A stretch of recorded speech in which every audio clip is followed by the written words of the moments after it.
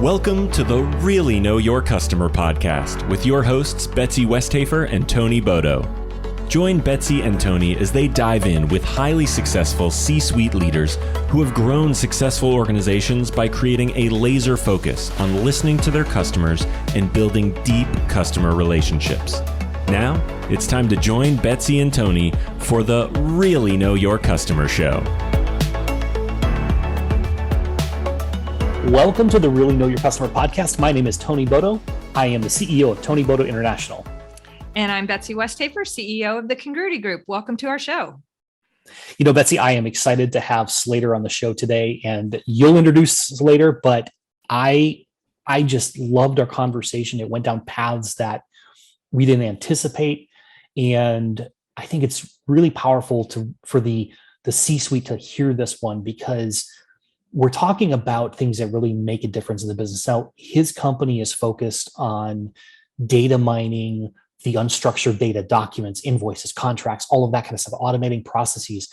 But the level of conversation we had is really far deeper than that. And it's really about how do you build a culture that can create products and services that really matter, and how do you get the right customer in the room, if you will? And he tells us stories about how he started out with one customer set because it's who they were, and then had to migrate over time to a new customer set, which were really the users of their software. So it's a fascinating story. And I think the depth that we go into around that is something that everyone in the C-suite really needs to listen to, because you might be thinking you're going down one path, and you've got to switch gears. If you really want to grow your product, your service offerings, and your customer base, you may have to switch who your customers are. Yeah, exactly. Slater Victoroff is the CTO of Indico Data, and that's based in Boston, Massachusetts. And what I really enjoyed about this conversation is he's a CTO, he's an engineer, he's a left brain kind of guy, and he brings such a human element into his work, into the conversation, and super deep thinker. You know, you can just tell, and especially if you're watching this on YouTube, you can almost see his wheels spinning. Really, really interesting conversation, pulled out a lot of good things. The one thing that I really enjoyed going deep into is when he referenced that he took a class in user-oriented collaborative design. So be sure and tap into that piece of this conversation, because it was really, really interesting. And with that, we'll just dive in and jump into our conversation with Slater Victoroff. So Slater, welcome to the Really Know Your Customer podcast. We're so happy to have you here today. Thanks so much for having me. I'm thrilled to be here.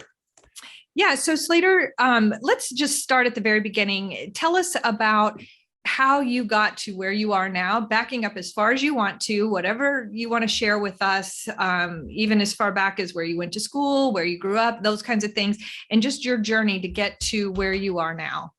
Yeah, absolutely. And I was thinking a little bit about this coming into the podcast. And I think a lot of folks are familiar maybe with the key parts of the story, right? I really did not think of myself as an entrepreneur at all until after my first year at school. You know, I worked at a startup within Pearson. I got bit by the bug, right? And then just fell very much in love with machine learning, and the rest is history.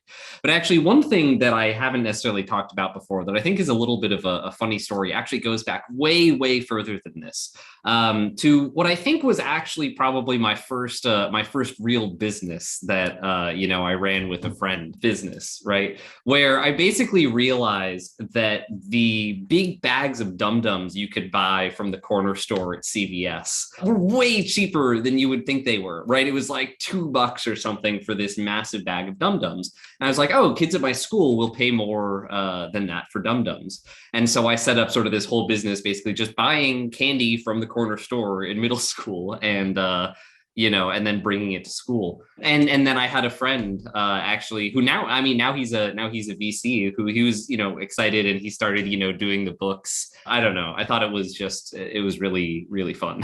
Yeah. And yet you don't consider yourself an entrepreneur at that age. No, I didn't think about it at all. In fact, I don't think I've mentioned it until just now. That's a great story. I love it. That's really cool. I love that. Nothing like a product with a good markup potential. Yeah. I mean, that's a great market. Good product Yeah. market fit there. Absolutely. Don't even have to do research. You know it. No. That's an awesome start. Okay, so then what happened after middle school? Yeah, so after middle school, ups and downs through high school and whatnot. But I think really where things took off for me, I did a lot of extracurriculars that I really enjoyed. So shout out to Science Bowl and Science Olympiad and Quiz Bowl. Those were a few academic competitions that I really loved doing through high school, and I volunteered, with a few of those throughout undergrad, and some of them even to the current day. I thought those were huge. And Oceans Bowl as well. I should make a specific shout out to. They have competitions that run out of MIT locally as well. And then undergrad, Olin was a very, very interesting place. I think the key thing to call out there is that Olin really believes in this notion of project-based education. And for those that aren't familiar with Olin, it's a very small engineering school, and it really is just engineering. It's right near Wellesley. And when I say small, I mean it's about 80 students per class, and it's undergraduate only. There's no graduate curriculum, no graduate school there whatsoever. And it's engineering only, so it's kind of very similar to Harvey Mudd in that way. And one of the ways in which they're interesting, in addition to the project-based focus, which basically says that every class is going to be oriented around building something real rather than tests. There are tests, but few and far between. It's really primarily building something at the end of the class, as close to that as you can get. And they also force every engineer there to get effectively a design minor. And they believe very much in teaching engineers the why of what they're building. And one of the jokes is that Oliners very often go on to be product managers rather than engineers. I don't think that's necessarily a bad thing, but certainly there's also a lot of very strong engineers coming out of Olin. Was that focus on experiential learning the reason you attended Olin?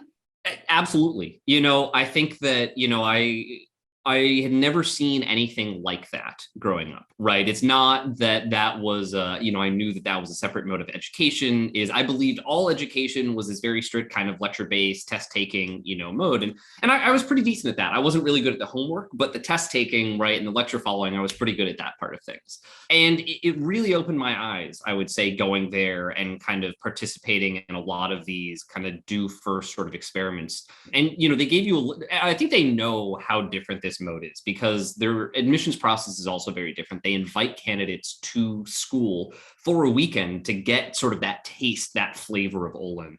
And, for me, that was transformative, right? I think the funny part of the story is that after I went to candidates weekend, I withdrew my application to every other school, and Olin then actually rejected me, and I had to go back and, plead on my hands and knees. And then I got on the wait list, and then a year later I got admissions. Oh, wow. Wow. That's a great story. Yeah. Well, and it's a testament to persistence, right? You didn't just throw up your hands and say, I'm not going to Olin. Yeah. It was a tough time, I will say, for sure. Right. But I think that's right. Persistence, and just, it wasn't the smartest thing at the time. But I think that I still really knew that it was what had to happen. Yeah.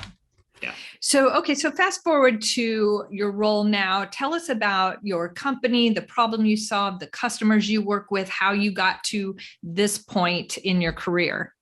Yeah. So Indico, what we're building is enterprise software, and it's very much oriented at someone we call the subject matter expert. And this is someone who is processing unstructured data. Right. So contracts, right? Text, image, audio, things along those lines. Right. And when you have any kind of human process, right, that involves interpreting large amounts of that information, right, that's where Indico plugs in.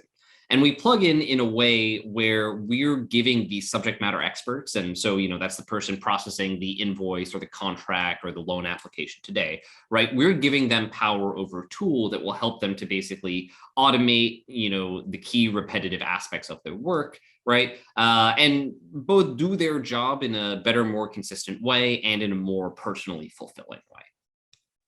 How did you come across this focus for your company? How did you determine that was a problem that needed to be solved? Yeah, it took a while, right? And I think that we had a couple of missed swings as well, right? I think that's always what happens. You take an idea out, and the second you actually start bringing it in front of customers, you start realizing you're doing the wrong thing entirely. So we started bringing this. The initial goal and kind of direction that we wanted to head in was making this technology that we had seen the power of. We wanted to make it accessible. We started with making that accessible to developers, and we eventually realized that there was this amazing opportunity to actually make it accessible to non-technical individuals, right?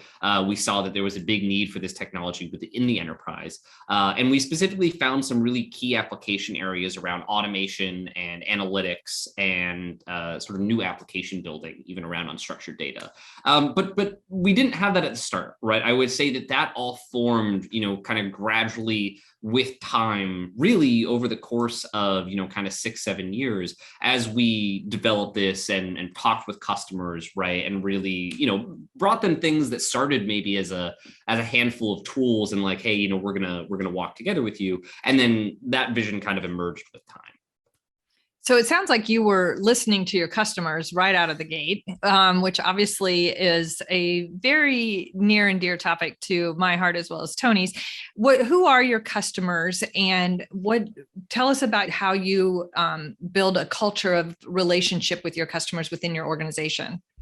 Absolutely. So we focus really on the Fortune 500. So this is, large enterprises in the United States, maybe a little bit beyond, right? A little bit in North America and maybe a little bit into Europe as well. But really the United States primarily. BFSI, that's the key vertical. We certainly work in other verticals, but that's where the bulk of our customers are, and that's banking, financial services, and insurance. And there's a smattering of use cases kind of across that, but the question of how you really infuse that user-centric mentality, and I think it's very interesting at Indico in particular, because we are dealing with very bleeding edge in many ways technology, right? And that's technology that is so advanced that actually the adoption of that technology creates some active pain, right? The bleeding edge, really. And I think that often is seen at being particular odds with sort of the customer experience. But the way that we think about it actually is that by focusing on that end customer experience, we focus on the power that gives us to experiment more broadly with the technology that is powering these experiences, right? And one of the other things that we think is really, really powerful is that new technology, we think, is interesting insofar as it impacts the user experience, right? And so every time we see a new paper come out, that's sort of what we're asking is, okay, if we can now load a model in 30 seconds instead of 30 minutes, what new things is that going to allow us to do? And I think that's just why, that's a good way, I think, of getting everyone around the company really excited about this notion of focusing on the impact to the user, because you get this cool kind of nonlinear payoff where you can find something that's like, oh, I didn't think this was, really impactful change. I thought this was some little architectural tweak, but actually this opens up a whole world of possibility. Really interesting, Slater. I heard something that you said a few minutes ago, and I'll go back to real quickly here. So you said it's been 6-7 years. You guys were bringing tools to the market and different users. You started with the developers, and now you've moved to this more user-centric approach. We've had some other entrepreneurs on the show, and it's always interesting to talk with them about those first couple of years, that early journey. And who were you listening to? It's like I kind of get this idea from other conversations we've had. It's like, I'm listening to myself, I'm seeing a cool idea, but then I start listening to someone else. So who was it you were listening to in that early journey that you got into the developers? And then what was that aha moment that you said, wait, we're focused on the wrong people here? Or was it an aha moment, I guess, is really a question. Totally. So I will say, first off, why did we focus on developers in the first place? Because we were developers, right? Very easy there, right? We're like, hey, we know what we want, so let's build what we want. Very, very simple, right? And I think the question of, okay, while we executed on that, I think that we were definitely a bit closed off to the broader world. And I think that's really how you really reflect things. And it's interesting how what I would frankly characterize things as is the feedback that ultimately pushed us to focus less on the developer, or at the very least to bring other users really importantly into the fold as first-class citizens, were the developers themselves, right? And so it was really interesting when you talk to a lot of these early users. We had this notion, obviously, as college students, that developers are sort of just working on cool, fun projects on the side, and that's what they do. Now, of course, like an enterprise, right, at a place like MetLife, that is not what they do. Right? They have end users and these customers that they're actually trying to satisfy. And we came to this realization that's like, wait, like we're giving them these tools. They don't understand how to build the thing. And we don't actually understand how to build the thing. Right. So, okay, so we've got to build the thing. Right. And then now we've gotten to the point where, we can kind of build the end product, we can provide that to people. And because we've still got sort of that rich developer core, there's all these APIs and sort of configurability that you get, because there's still an important part of the equation. But now we can actually say, hey, yes, we do solve this end problem for again, this non-technical user. And now actually we make those original users and now kind of that broader stakeholder network happy in a holistic kind of way. That's a really cool way to look at it, because you've got the developers, and I've worked closely with developers between BI, CRM, all the things over the last 20 years, right? And I was their customer early in my career, and then I became the consultant, right? So I've played those roles. And I do find it interesting too, because as you were talking earlier, you were saying how, if I got this right, how they can do their job in a more personally fulfilling way. And I think that I just want to call that out, because that's a really significant piece. I think any company that's going to succeed today, especially in tech, has to be figuring out, how do we help our users have a more fulfilling life? And it's not what you probably learned in school. I don't know, maybe it was. I didn't learn that in school. So, what's your take there? Yeah, no, I mean, I think most people don't learn that in school. I think that it was one of the things I was really lucky to learn at Olin. So I'll say there's one class in particular. I think there are some grad schools that do have equivalent classes, but I've never heard of anything similar to this being taught at the undergrad level. And your second semester, sophomore year, you take a class called User-Oriented Collaborative Design, right? And you just think about that title for a second, you're like, oh, wow, that's very interesting, right? And that's what the entire course is. And it's very interesting because it's an engineering course, nominally, it's at an engineering school. You're really not building anything. In fact, the entire course from end to end, the idea is figure out what to build, right? And convince us that that is a good thing to build. And you importantly do it for a user group that you don't understand, right? That's a little bit further outside your zone, right? And I think that is what's really interesting, right? Is you learn through that experience how there's such a non-correlation between the complexity and like how cool you think it is and how the users actually love it. I think one of the most eye-opening moments to me in that whole process, and I think a lot of engineers get this impression as well, is sometimes in that early design process you have to put together just like terrible mock-ups, right? It's like, oh, this is barely functional. For us, it was a straw, like a literal bendy straw with a piece of yarn that went through it. And then there was a piece of cardboard with Velcro on it. So that's a whole thing, right? But then you can kind of draw with the yarn, it gets stuck to the Velcro. And, you can imagine, what these lo-fi prototypes look like elsewhere. And when you show that to a user and they love it, and they're just like, no, you don't have to build anything. Like, I don't care. I want this. It's it's awful, but I don't care. This is what I want. And I think that's a really transformative moment for engineers. And I think a lot of engineers, you can go your whole career without having a moment like that if you're not really plugged into the design process. I hope there are some business professors and curriculum development people listening to this episode, because it strikes me, why in business school are there not these collaborative, like teaching people how to be collaborative? What a huge education. Because, I don't think that doesn't always come naturally to people. And it's also sometimes that you don't know what you don't know thing about how important it is to be collaborative. I love that. That needs to go beyond the engineering school. Yeah, there's this really interesting, and I mean, learning to design with other people is so hard. I mean, there's a whole like science to how they put the groups together. There's a concept of silver bullets where you're allowed to veto team members because it's so sensitive. And still every year, like there's a couple of teams where just like, it's such a raw emotional experience. They just won't talk to each other for years afterwards. Wow. Yeah. That's rare, but it happens. But it's an education. Yeah, there was this really interesting study. It was if folks know the thing with the pasta and the marshmallows, where you're supposed to either, build a bridge that supports the most weight, or, build something that's as tall as possible. And the way they did this, the variation that I thought was really interesting, is that they put people in groups of their colleagues. So I think it was like, first they did them as solo, and it was like they had a business major and like a liberal arts major and an engineering major. And it was like in the solo competition, maybe like the business person actually won, right? And maybe the engineer was the worst.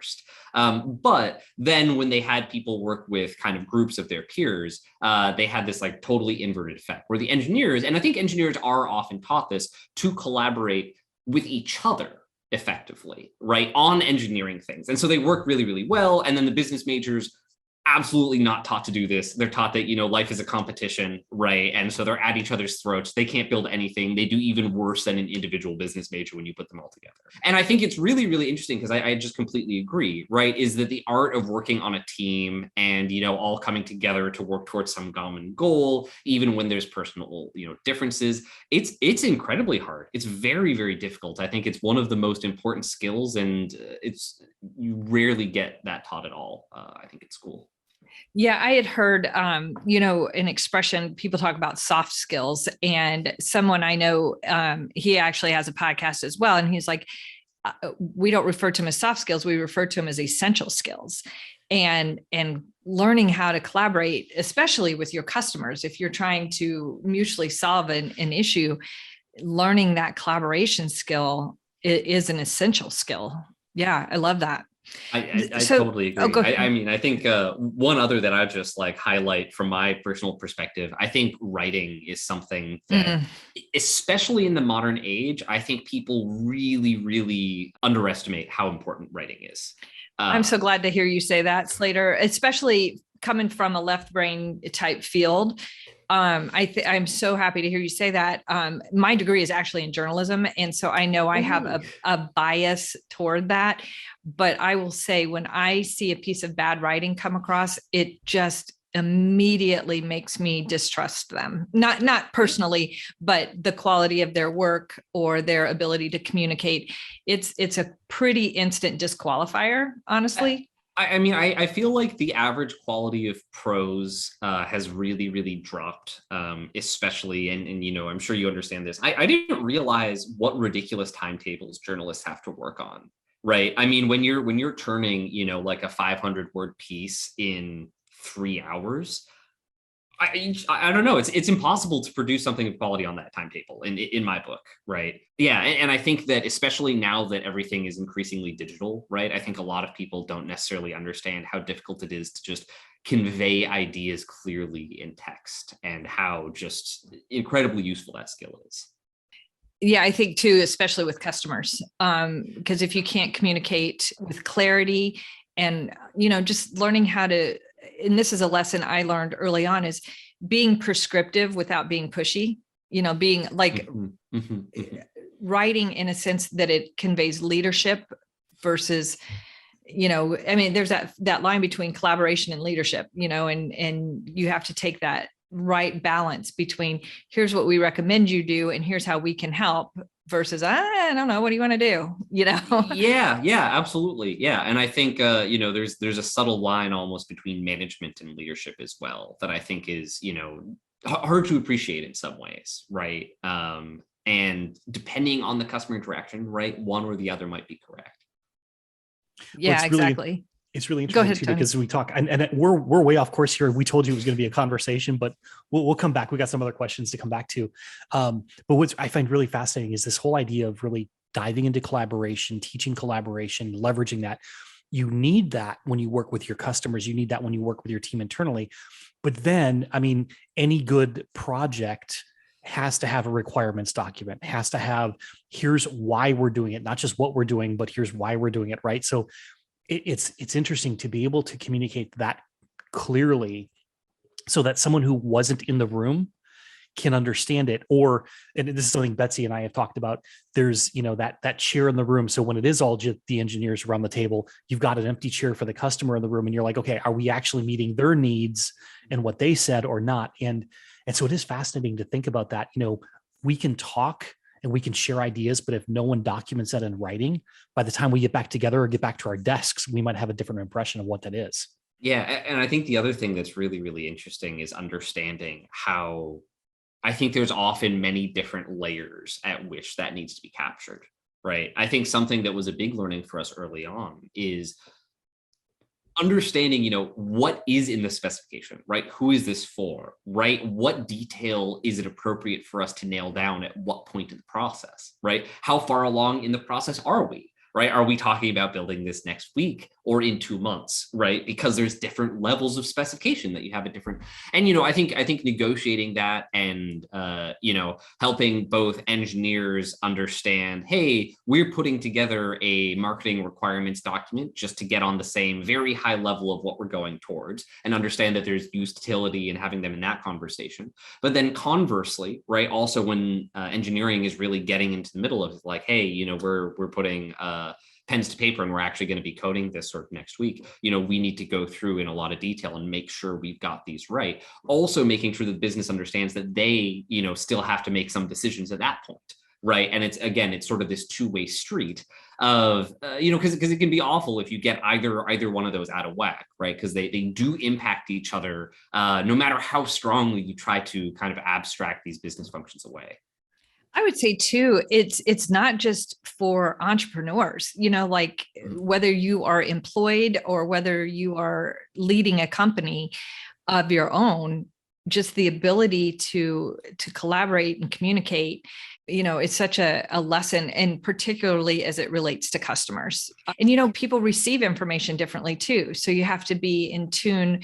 Some people like it in writing. Some people need the face-to-face. Some people just, shoot me a text with the bullet points. You have to understand how people receive that information as well. Yeah. And I think that's a lot of why, crafting that requirements document in a really appropriate piece, right? Understanding, hey, okay, yes, we need the abstract, we need these bullet points. There's a couple of figures that we need to add to explain these key points, right? That's actually, it's an important art in and of itself, understanding, how are we going to craft this and put it together in a way that everyone feels really good about the process. Yeah. It's funny. Sorry, Tony. I was just going to say, we have some clients that when we hop on a Zoom call, which is, the way of life right now, hop on a Zoom call, it's like, cut to the chase. What do we got to do? Okay, moving on. And it's great. And that's fine. We have other ones that are, hey, how was your weekend? What are you doing this weekend? What are your holiday plans? All that kind of stuff. And just being tuned in to that piece of what makes your customer tick. And really getting to know your customers at that level too, I think is a really important skill set. Yeah, there was a great example. I went to this public speaking sort of co-curricular little side thing in undergrad. And I remember there was a great question that the instructor asked. And he says, what profession has the best public speakers across the board? And actually, I don't know, either of you have any guesses? I don't. Sales, maybe. I don't know. I'm going to guess sales. Reasonable guess, but not all salespeople, right? I'll say, yeah, definitely, a reasonable salesperson, but there's some more relationship-y type people. Some folks get really deep. So, overall, but not, positively. You might also think like politicians. I think that's another one where you certainly usually associate it with them, but there are alternatives. You can't say every single politician must be a really good public speaker.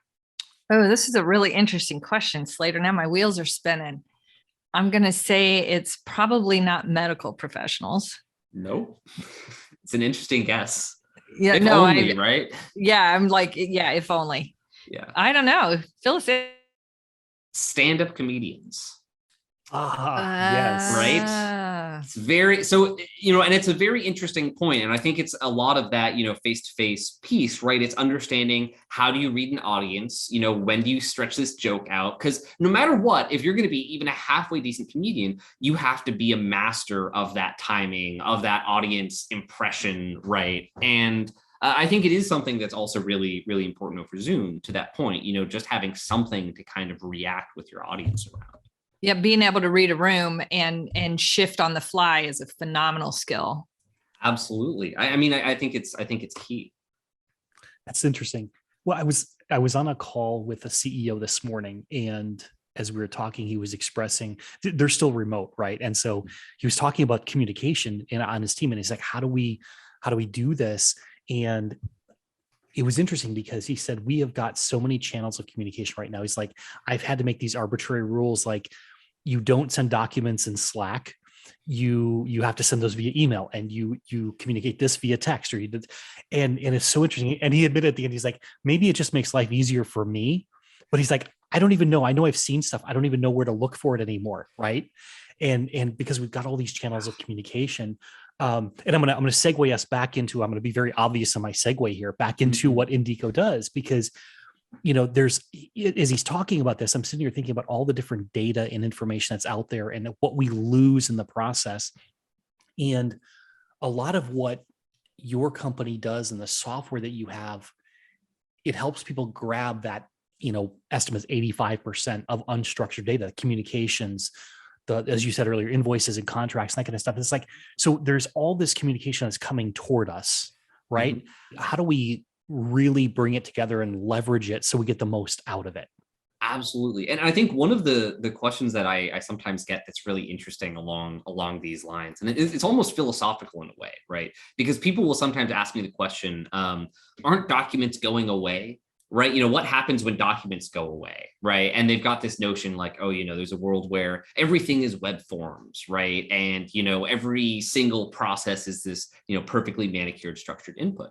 And, obviously I don't think that is such a thing, but the question comes down to, what is a document, right? Okay, what is unstructured data, right? Why do we use this stuff when I think everyone can agree there's these massive downsides, right? It doesn't have kind of all these nice transparency and, like ease of analytics that we really want with our data sources. And what it really comes down to, in my view, is that it's data meant for human consumption, right? And that's the thing, right? Is, why do we write documents? Because that is how humans want to consume data.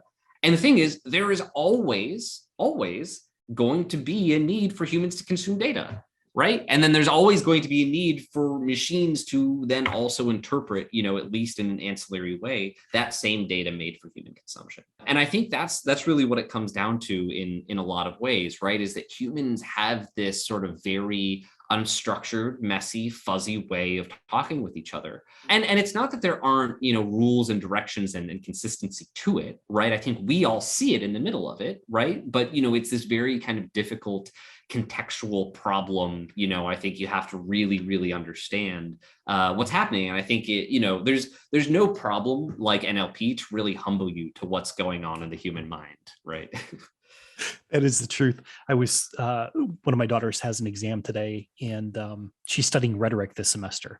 Ooh. And so I had to go back and refresh myself as I was helping her study on the rules of rhetoric and all of that. And I'm like, oh my gosh, I hated this when I was in school, but I've been in the text mining world for almost 20 years now. And so it's like, I know the value of it.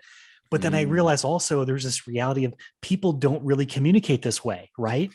And so it's how do you balance this?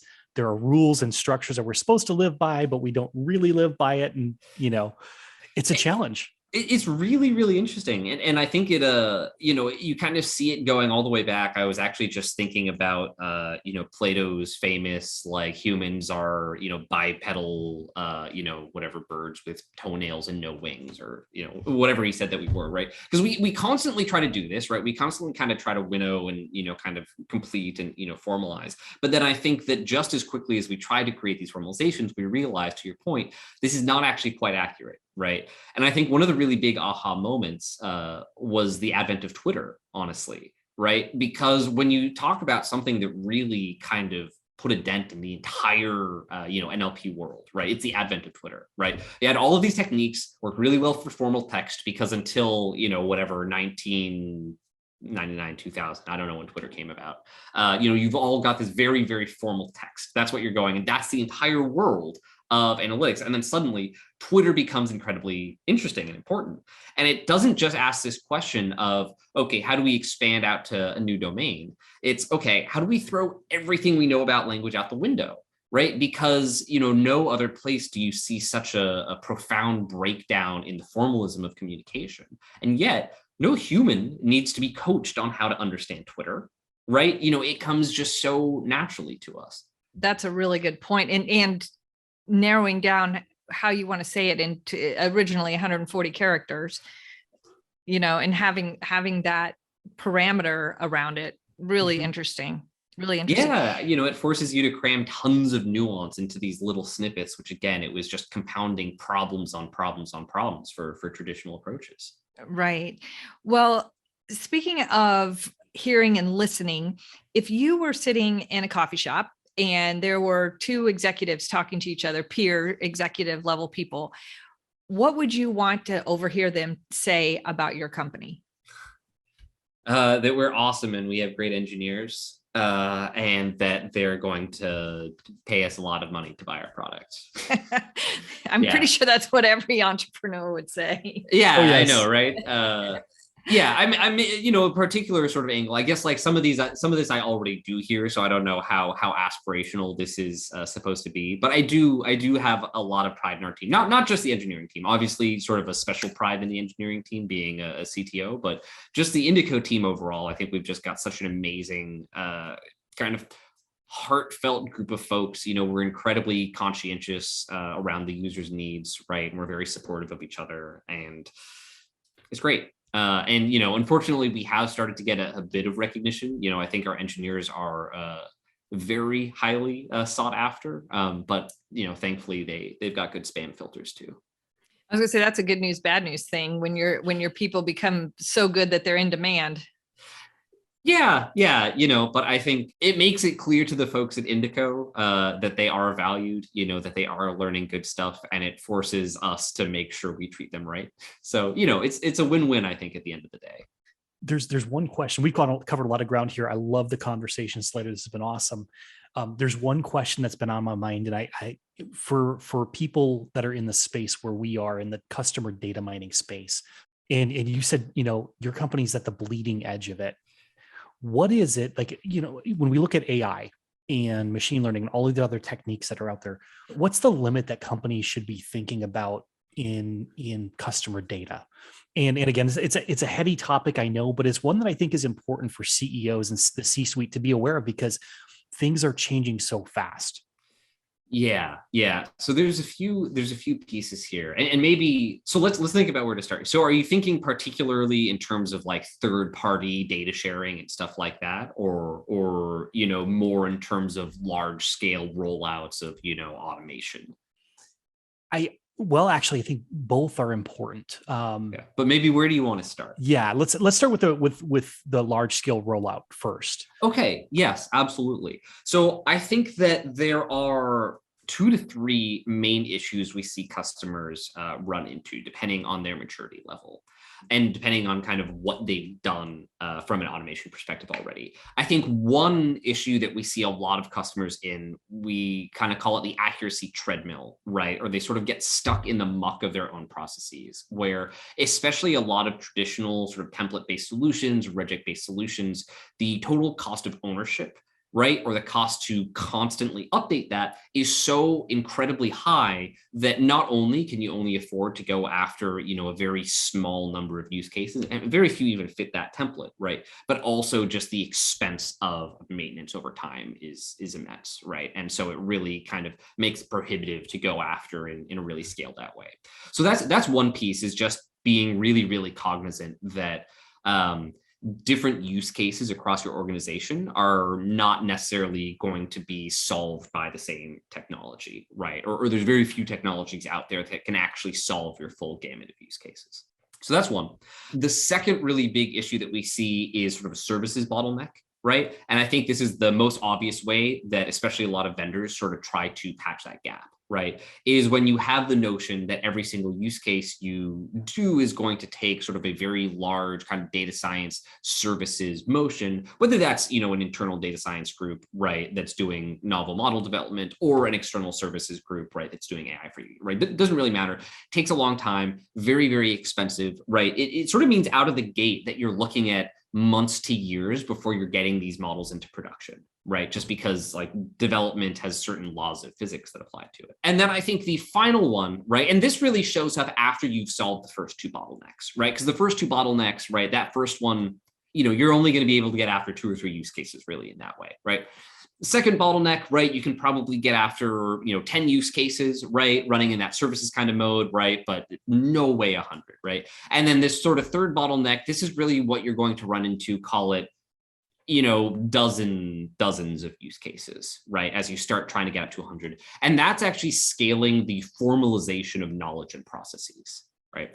I think what we often see as the big gap is that you don't want to be optimizing your process while you're trying to automate it, right? While you're trying to sort of apply AI to it. Because, AI and these techniques, they're very, very good parrots, very, very good mimicry machines. But if you don't give them something pretty clean to emulate, right? Or maybe let me frame it the same way.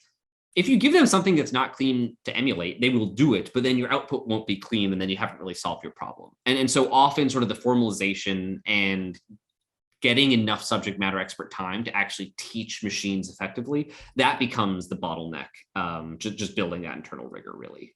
This has been a fascinating conversation. We so appreciate you joining us today. Unfortunately, the time has just flown by.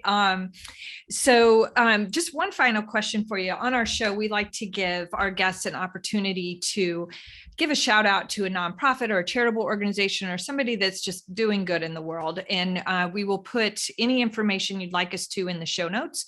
So is there an organization you want to tell us about? Yeah, two actually, maybe. One is People Making a Difference here locally, and the other is the Teals organization. People Making a Difference actually runs the local Oceans Bowl and helps with some of the other Science Bowl and other local competitions. And Teals actually has a co-teaching model where they have software developers teach at high schools to help high schools build out computer science curriculums. Okay, awesome. Well, thank you. Cool. Thank you so much. Yeah, very cool. Tony, any final questions? No, I have lots more questions, but we ran out of time. So thank you, Slater, for being, we might have to have you come back again. I appreciate it. Yeah, it was a total pleasure. It was a lot of fun. Thank you. Thanks so much, Slater. Okay, that was the most in-depth conversation I've had yet this week on a philosophical level, and I loved it, absolutely loved it. There's a couple key points that I wanted to pull out, just in case the audience here may have heard it and it passed by. One is the focus of his company is to help the users do their job in a more personally fulfilling way. I mean, what a why behind the work that they do.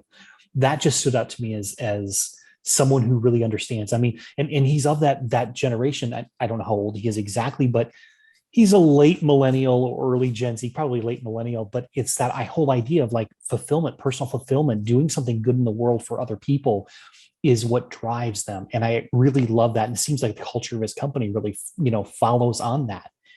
The other piece that stands out to me is the conversation we had around data for human consumption, right? What's the definition of a document? And these may seem like esoteric questions or philosophical questions, but they're tremendously important today as we move into this world. We're getting into virtualization. We're getting into this world where we're in a space of virtual reality. And so we've got to question, what really does this mean? A document used to be a piece of paper or a parchment or something like that. Now it means something completely different. So understanding that and really thinking about that at a deep level, I think all C-suite executives have to do that, because if you don't, your business is going to be facing a startup like Indico, and you may be thinking in a very different field than they're thinking in, and they're going to eat your lunch.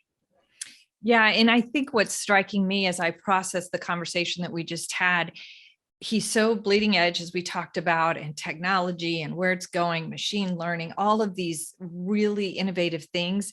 And yet he's still very grounded in the foundations of the stuff that were important to us growing up, which is effective writing, effective communications, the things that are timeless and that still really, really matter despite how fast the world is moving. So I love that he brought it back to the fact that writing is such an important skill, even when you're going down these crazy paths of technology. So I really, really appreciated his comments on that. Another great episode, Tony. Yes, absolutely. All right. Thanks, everybody, for joining us today on the Really Know Your Customer podcast, and we'll see you next time.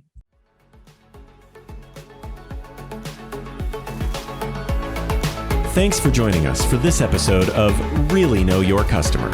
We hope you gained a lot of value from being here today. If you want to learn more about the work Betsy and Tony do to help their clients thrive, visit Betsy at thecongruitygroup.com and Tony at tonybodo.com. See you next time on the Really Know Your Customer show.